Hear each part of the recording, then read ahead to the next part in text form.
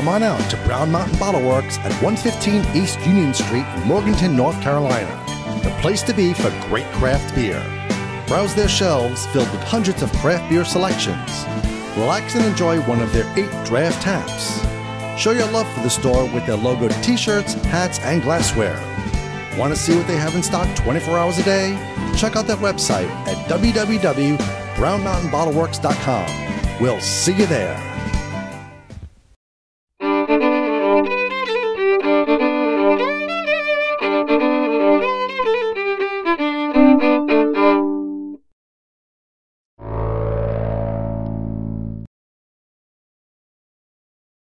Hi, I'm Glenn, Dave behind the camera with the NC Beer guys. Welcome to another episode of the NC Beer Buzz. It's always great to be back at Chapel Hill, Carrboro. We found ourselves over in Carrboro this afternoon. We're at 300 East Main? East Main. We're at the relatively new YesterYears Brewery and Tap Room. YesterYears has been in place about a year now, and David Larsen is the owner and founder, and the guy who is the face of the brewery. And we came over to talk to David about what's going on, how it's been for him as a brand new brewery owner, and what the next year might be. Thanks for having us in. I'm glad to have you here.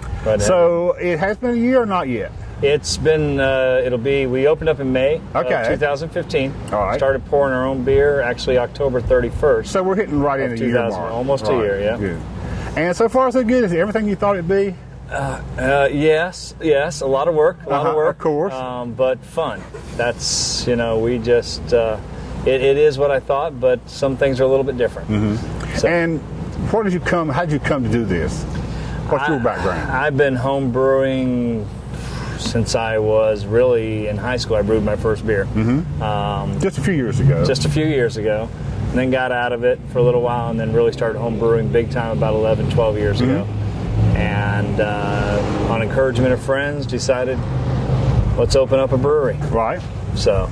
And the location, of course, was one of the first things. Were you a local here? I live in Chapel Hill. Okay. Which is not Carrboro for you guys. Which is not Carrboro. It make a difference. Just down the tracks here. But no, I was actually here. This used to be Fleet Feet Sports, which has now moved over there. Okay. And but I was here putting a race together.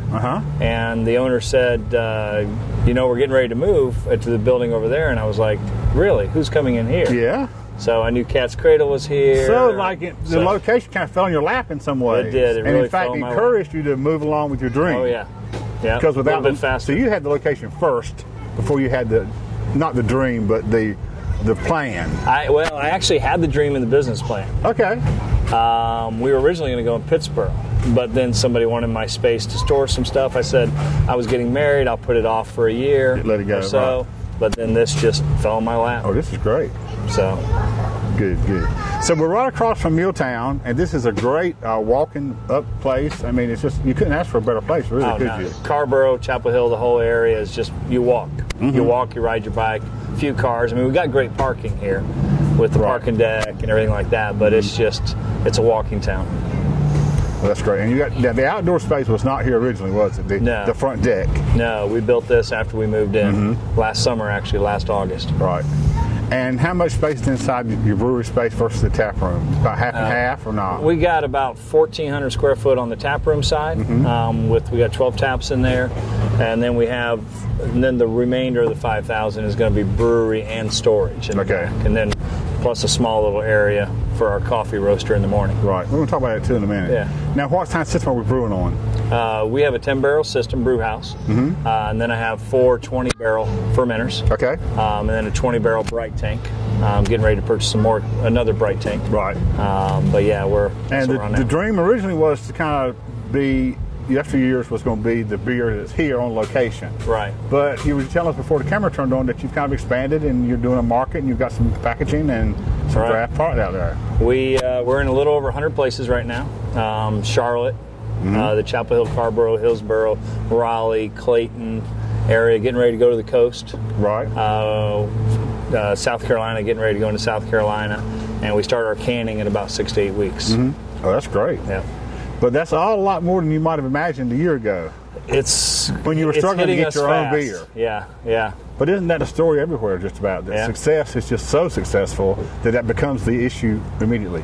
That's the managing issue, the success. Is keeping up with the demand right now. Well, that's great, though. Yeah. That's great. So if we think about a YesterYears beer, is there a style, a similarity between the product styles at all, or you brew all around the spectrum? We brew all around the spectrum. The one thing that I have said to myself, and I've said to my assistant brewer, and then all my taproom people, they actually brew once a year, is I don't want our beers to finish the same. And I said, so these are recipes that I've had for years and years. We have Chris Schwartz, the head of our research development and drinking team. Right. They put together recipes, and that's something that we totally look for, is to make sure that it's all throughout, whether it be a stout, a porter, a Cascadian Black IPA, a Belgian triple like you are. A wonderful we have triple, wits. by the way. Thank you. We got a wit, we got summer ales, we got saisons. We got amber ale. So some flagships in that you always have, or does it always move around? We have our amber ale, which we put out to everybody that has been in here. Basically, about 1,900 people that we have on our email list. Basically said, what do you want to be our flagships? And it came back our rye IPA, our amber ale, and then our Son of Waibo, which is our single IPA. Okay. This beer right here actually was number 4. The Black IPA. Black IPA was number 4 on the list.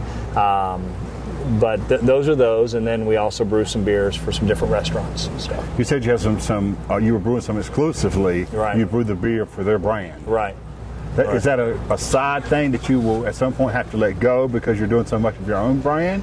Or is that, I mean, I know it filled some spaces when you had some space to do that with. We will probably, as we go, make that decision. Right now, we have three of the fermenters we're making just those flagship beers. The 4th fermenter we're making it so that it is the other beers that we want to brew. Right. And that being some of those house beers. Because some of those are small volumes, I would assume. Yeah, we're only doing 5 and 10 barrels on those. Right. So how does you talk about managing the success and managing the operation itself and letting the success drive your decision making. Right. You said you're in Charlotte and now you're going to South Carolina. You're obviously with this distributor in South Carolina. Right. You're self-distributing here now? Yes, sir. And that will continue for a while? For a while. I've been approached by a few people. But right now that was the one thing I said from the beginning, was I wanted to get our brand out there through our lips, through our words to people. But that's a chore in itself. Oh, it is. It is. Yeah, we sell and deliver our own kegs. So. And you were saying earlier that you actually do a little more about educating the store managers too, and their staff on what beers you're putting in their stores. Right. You want them to know the quality of the product. Right. Yeah. No, we do a complete talk about the grains, the hops. We talk about the IBUs, the SRMs, everything. Does that come from you being a brewer more than a businessman in some ways? I mean, you're proud of the beer, obviously. Proud of the beer. It's there are many things that when we created our core group here, and one of them was service. So we can have the best beer in the world, we can have the best tap room, but if we don't have good beer, then it's not going to work. So I believe we have good beer. I believe we have good people in a good place, but if I don't give the service and to the people and educate them, because it's, instead of having somebody just look at a menu and picking what they want, talk about the beers when they're selling them. And so we do that, and they and be able love to it. pitch them to a consumer who may drink to a certain style. Right. You need to be able to have them do a little marketing on site for you at the time. That's right. Because everybody doesn't know yet the YesterYears brand. Right. So it needs to be pitched sometimes. Right. So you're doing something also with the space that we didn't know or we're not sure you were doing.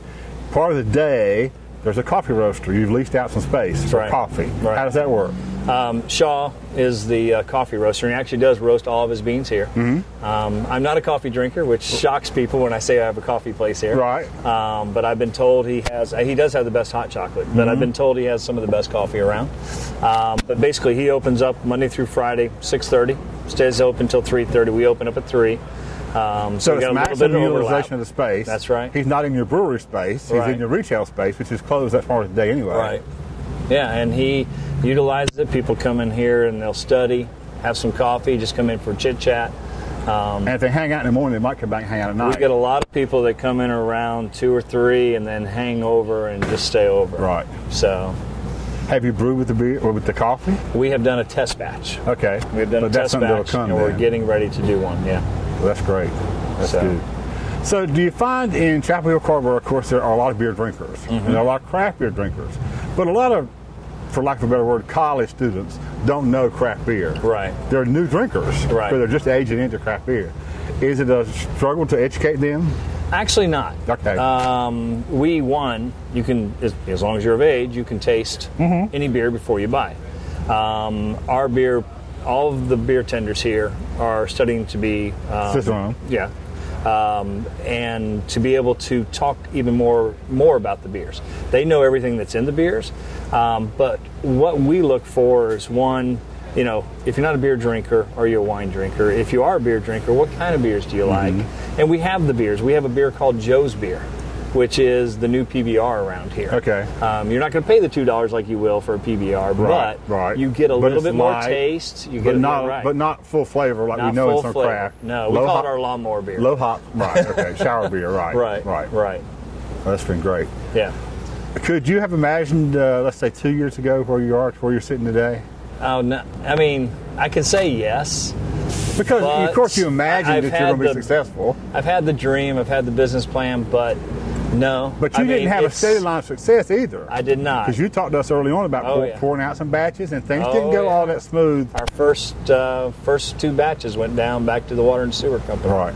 So, but then we have a beer that's on tap right now, our Why No, which is really supposed to be Why Bo, but my assistant brewer brewed for his first time, called me up and said, we forgot something on the palate. This is different. This is not the original. And I said, start the boil back up, put it in, and we'll see what happens. Right. And we put a 6-still out one night, went like that.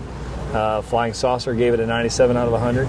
Accidents happen, and to the good way sometimes. Yeah. That's great. So am I where I thought we'd be 2 years ago? No, definitely not. It's fun, is what I mean. It's a business, and you have to run it like a business.